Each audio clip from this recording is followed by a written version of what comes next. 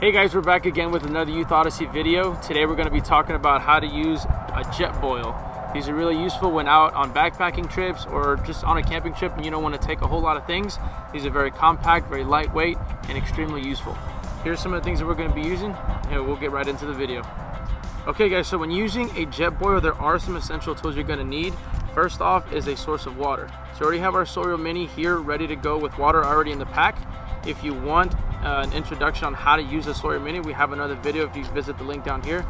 Alright guys, in addition to the water and the other tools, you really need to have enough fuel to use your Jetboil. One of the worst things you can do is run out of fuel when you need to cook for food or boil your water.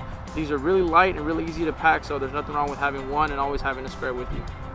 Another real handy tool that you can have in addition to your Jetboil is a stand. You'll never know when you'll have uneven ground, and even though you have your gas canister that has a pretty flat surface, having another stand never hurts. Alright everybody, now to the main event. We have our Jetboil, and here's the breakdown of how that looks. Okay, so here's your standard Jetboil pack. It comes like this.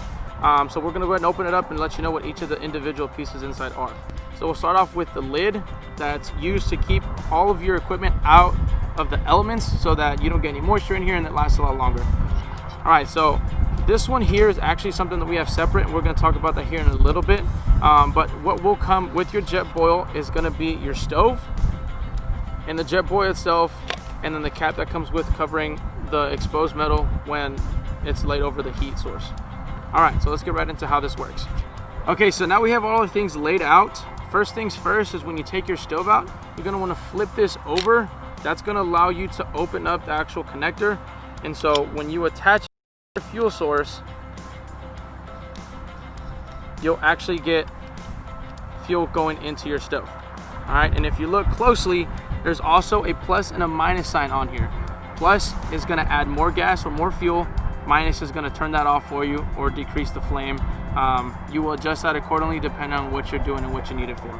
Alright, so let's go and put the rest of this together.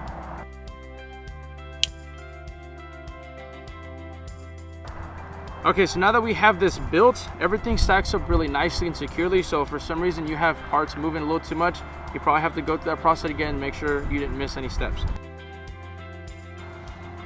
Okay everybody, so now we have our Jetboil completely assembled. One safety thing to always remember about Jetboils is that they're very efficient at getting hot very fast.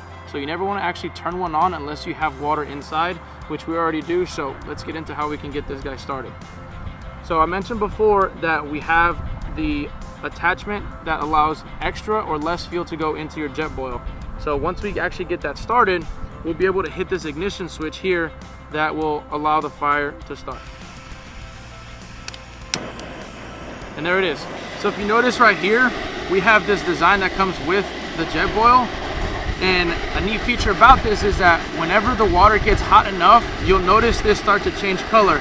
It'll start turning an orange, and whenever it gets all the way to the top, you know that you're done boiling your stuff. Okay guys, remember whenever you're using outdoor gear, it is meant to withstand the elements, but the more you take care of it, the longer it'll last. One cool thing about the Jetboil, guys, is that it's very versatile and you can buy a lot of attachments for it. For example, this goes right on top of your actual boil and allows you to rest pans on it if you don't want anything exposed directly to the flame. Okay guys, that's going to conclude our video about the Jetboil, and if you want any other videos like this, you can always visit our other social media platforms. Give us a like and don't forget to subscribe. And thanks again for watching another Youthodyssey video.